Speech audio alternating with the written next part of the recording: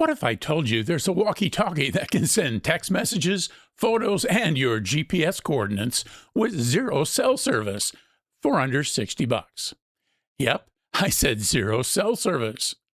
That's the pitch for the Baofeng Alervites AT2, and today we're going to find out if it's actually something it delivers or if it's just a fancy spec sheet. I've been using these for a bit, and I've tested the app, the functions, and the battery. All of it. So let's get into it. I'll have some pros and cons for this little radio, so please stick around to the end, as there are a couple of things you'll want to be aware of. So first, let's talk about what you actually get. The list includes an owner's manual, 2 AT2 radios, 2 lanyards, 2 belt clips, and 1 USB wall wart, and a single 2-to-1 USB-C charge cable. Let's take a closer look. So here's the box that the Alervites AT2 comes in. It's not very big, especially when you consider there's 2 radios in it, but let's take a look and see what we find inside. So let's start by looking at the AT2's user manual, and it's a little narrower than what you're used to seeing, but it's got the usual stuff: diagrams, numbered labels for the various buttons, some safety information, and then the basic information along with some of the information about wireless programming and those off-grid programming things like sending texts, sending photos, and sending voice messages. They're all explained here, along with a bit of the explanation for the still in beta Smart Link, which is going to allow the radio connect to your phone's AI assistant or to an app like Zello. So that's the owner's manual. First, in terms of charging, we've got a little wall wart adapter here, and then a 1x2 dual charging USB-C cable. So you've got an A to plug into your power source, and then the 2 C connectors here to plug into the radio. So you can plug them both in at the same time and charge them both at the same time. The radio also comes with a couple of lanyards if you like to strap a lanyard to your wrist to avoid dropping your radio, and it comes with some belt clips, which I've already got on the radio, so we'll see those in just a second. The next thing I'm going to show you is the antenna, and as you can see, it screws on, but it is not an SMA. It's got a solid plug here with threads on it. It isn't the easiest thing to thread in.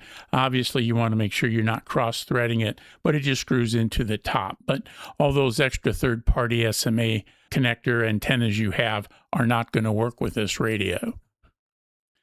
Okay, so here is the radio itself. We've got a giant push-to-talk button here on the front, and we'll talk more about that throughout the review. We've got the microphone right here, and then we've got a series of 5 little LEDs that, depending on what's illuminated, will show you what is on. So like, for example, the center one is Bluetooth on and off, transmit and receive, and so those are on. But one of the things I find that's kind of important to keep in mind is that in normal cases, after you've left the radio sit for a while and it starts to time out, everything goes dark. And so if you're going to put it away, you're going to make sure you want to push one of the buttons or turn the knob to make sure that you have the radio off. As we rotate it to this side, we've got a push to talk here, and here we have a plus and a minus. And when it's in standby mode, using the plus and minus will change the volume. There's an 8-step range for the volume, so it's not infinitely adjustable, but 8 steps within the adjustment.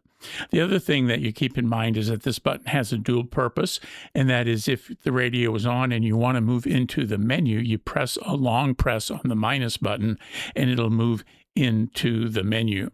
Now here on the back is that belt clip I mentioned a few minutes ago.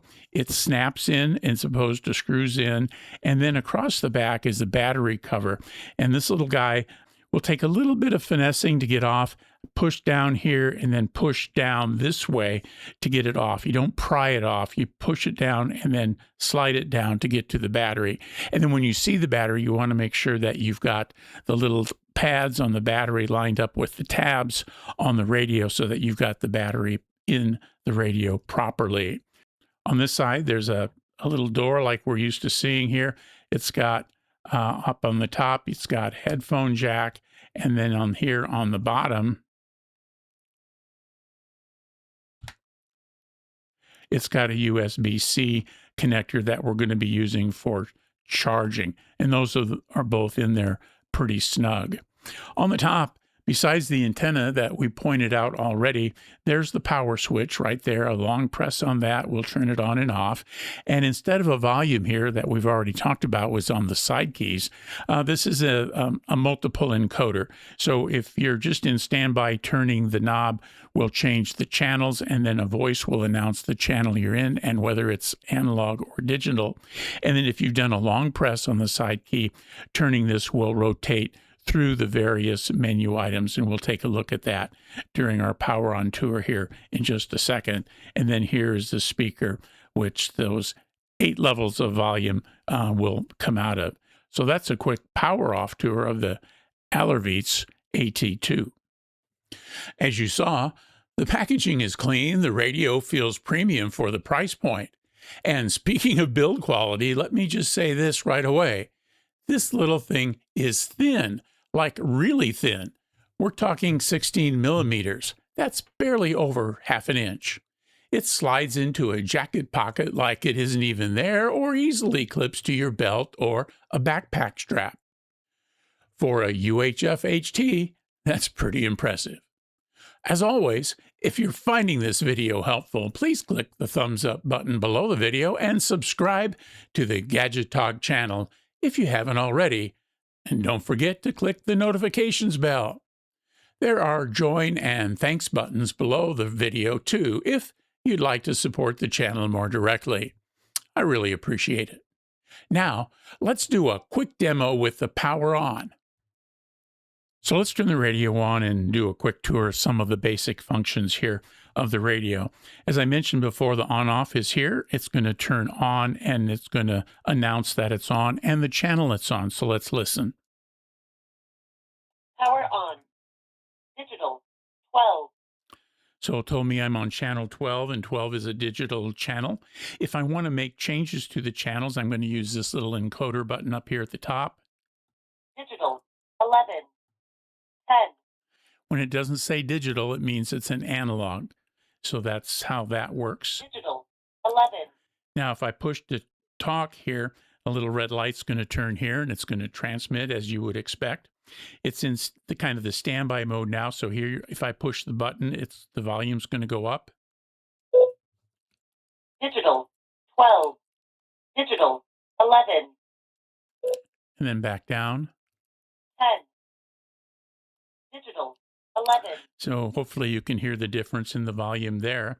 And then if I want to move into the menus, I want to do a long press on that minus key there. High power. And so it announced the menu setting it was on. And so this was high power. So to go through the menus, I'm going to just turn this encoder.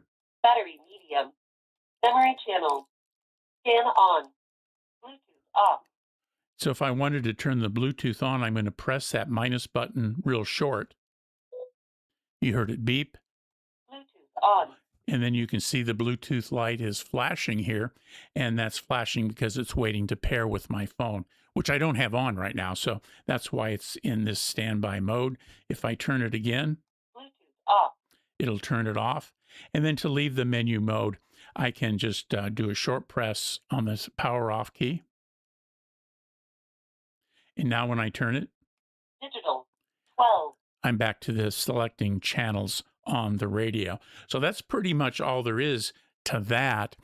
The advanced features that we've talked about, texting and that kind of stuff, that's all going to occur within the OLA Radio app. So that's our Power On tour. The form factor here is one of the AT2's biggest selling points. It's slim, lightweight, and the industrial design is sharp. This certainly doesn't look like your average budget walkie-talkie. Now, let's talk about the buttons. There are 2 PTT buttons, a tactical side PTT and an oversized center PTT. And here's the big thing. That big center button isn't an accident. It's specifically designed so you can use it while wearing gloves. For example, if you're skiing, hiking, or camping out in the cold. The AT2 is also built to operate in temperatures down to -4 degrees Fahrenheit or -20 degrees C. So, if you're thinking about winter use, this can handle it. That big center PTT can also be programmed to be the PTT for your phone's Zello app when selecting the Smart Link function in the app, or to trigger your phone's AI helper such as Siri or the Google Assistant. This allows you to use Zello or similar apps on your phone while using the AT2 as the controlling device. As you'd expect, the AT2 is USB-C rechargeable, and the battery is advertised as having a 72-hour standby time limit. I recently left the AT2 on for a couple of days, and the little voice prompt still said the battery was at the medium level, so I tend to believe it.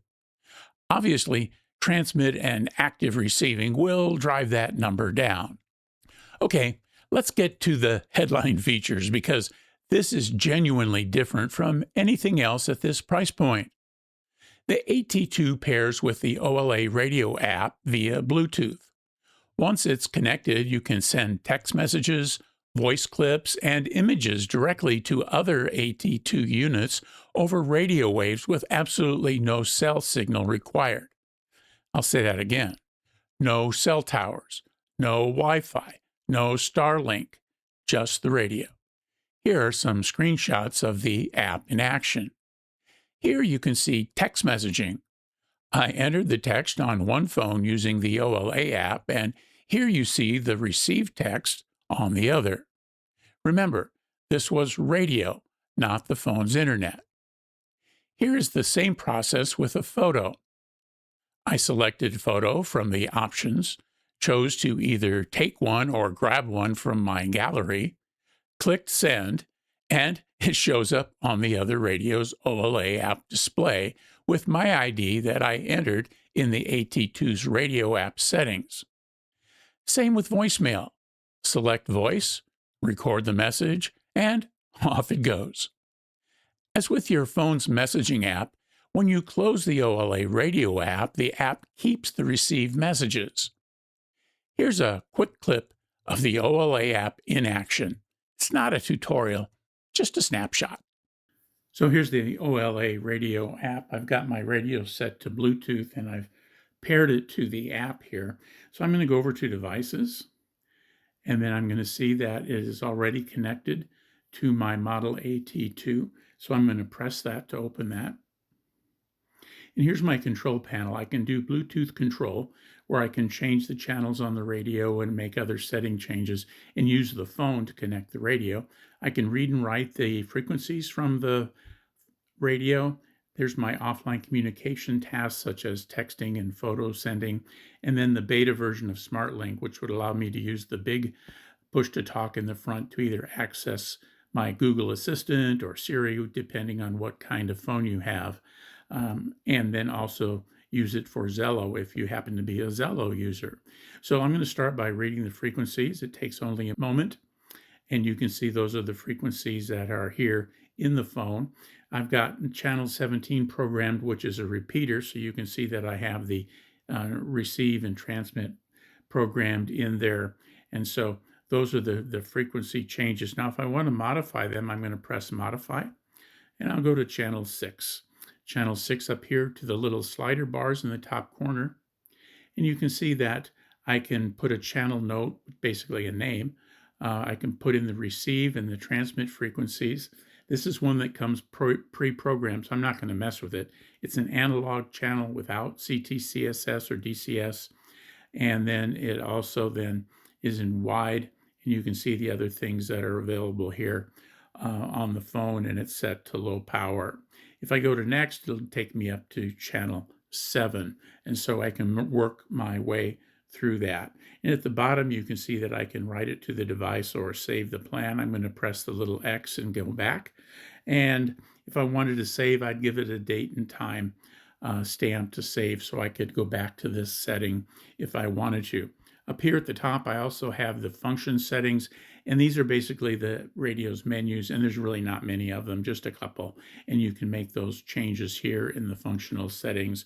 And then if I want to, I can write these to the device, and it's going to tell me when it's rebooted. So if you'll listen while I press this, it gives me 5 seconds to read through the legal stuff. That's kind of a pain in the neck.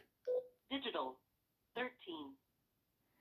And so it came back and it told me the radio's rebooted and it's on channel 13. Now, if I go back up here, I'm going to open this up again. And this time I'm going to go to the offline communications. And this is where you can see some of those screenshots that I've shown you already about sending text and location and that kind of stuff. So at the bottom, you can just enter text at the bottom where it says enter chat content, and it'll send it on to the next radio or to your other AT2. If you press the plus button, it'll allow you to ask for help, which is just a number of pre-programmed help messages that you can edit. If you go to location, it'll pull the location from your phone and you can send that. If you want to go with images, it'll let you take a picture or select one from your phone's gallery. And then over here, it'll let you record using the mic, and it'll ask you if you can use the mic, and then it comes up with a push to talk, push and hold while you're talking, and then it'll record that and then send it on its way. And so those are the various functions for these off-grid communications thing. And then the last one here is that smart link, and it's in beta right now, which will allow you to press the large press to talk on the radio to connect to Zello or your phone's AI assistant like Siri or the Google helper, depending on the phone you have. So that's a quick snapshot here of the OLA Radio app as it applies to the AT2. The OLA Radio app handles all configuration wirelessly. Channel management, volume control, toggling features, and even radio control like channel changing can be done right from your phone if you choose. Wireless cloning is also very easy with the AT2. Simply select channel 2 on both radios and turn them off. Turn both back on while holding the PTT and side key 1. Then press the PTT on the radio that you consider the master. Within a couple of seconds, the radios will reboot and you're done.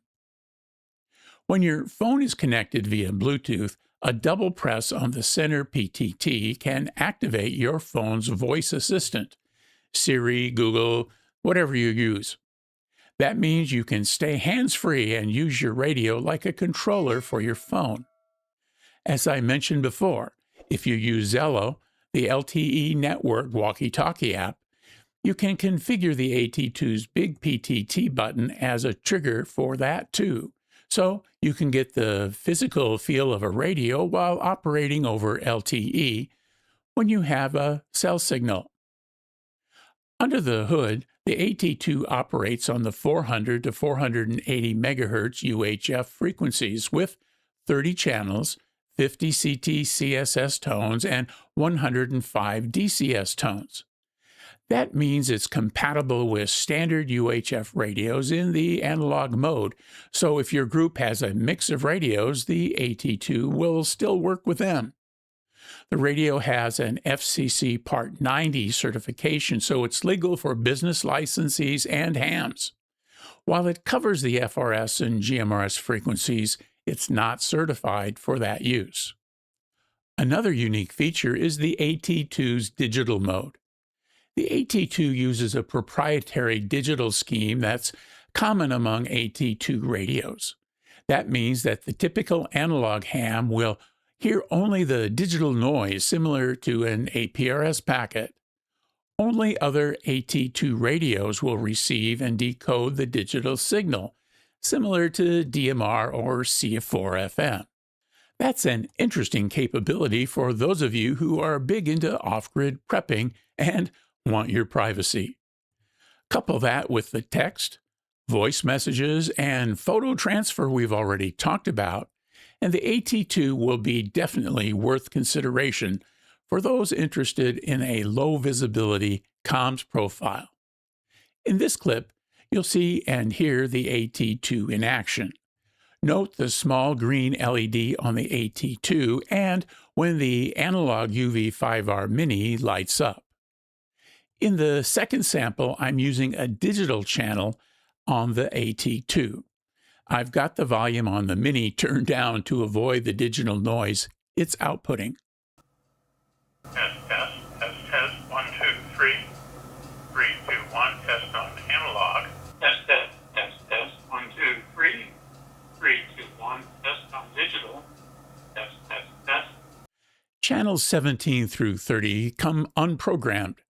You can set up more simplex analog or digital channels as well as 70-centimeter analog repeaters. So, is this the perfect radio? Is it all rainbows and puppy dogs? Of course not. As promised earlier, here are a couple of pros and cons to consider. First, the pros. Off-grid messaging via radio is genuinely useful and works. App-based programming removes a big barrier to entry. The slim form factor and dual PTT design are both stylish and practical. The 72-hour standby and USB-C charging make it field-ready, and wireless cloning and sync is a big team productivity win. There are some cons too.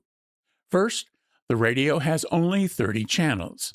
The first 16 are programmed into the 430 megahertz area, so as a ham, you can probably just use them as is. Be sure to check your state's 70-centimeter band plan to make sure some frequency isn't set aside for some other activity.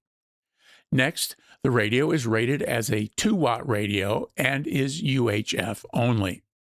Even at that power level, I was able to hit a repeater 10 miles away from inside my house. Channel count and power might limit its use cases, but for what it is, this feature set might be right up your alley, especially if privacy is a concern or if you just like unique devices. Next, it's hard to know when the thing is on or off. There are some LED indicators, but many times they are all off. You'll need to be sure to check to make sure it's off when putting it away. Last, I found the battery cover was a bit hard to open. You need to squeeze the top near the belt clip and push to slide it toward the bottom. Don't pry it off. A release button would have been nice. Now, you might be wondering what the Alervites even is. Is it a separate company? Well, no, not really. Baofeng says it's actually a sub-brand. According to them, the name is a mashup of alert, elite, and the French word vite, meaning fast. For us English speakers, it looks like vite, but in French, it's vite. The idea is awareness, speed, and moving forward. So, is the Baofeng Alervites AT2 worth it? At $59.99 for a 2-pack, the AT2 punches well above its weight class. If you're a hiker, overlander, event coordinator, or anyone who needs reliable off-grid comms with a modern feature set, this is worth some serious consideration. It's not just a walkie-talkie, it's a communications platform packed into a thin 16mm shell. Leave a comment and let me know what you think about the AT2 and how you might find it useful. If this video helped you out, please like the video and subscribe to the Gadget Talk channel. Links to the AT2 are in the description below.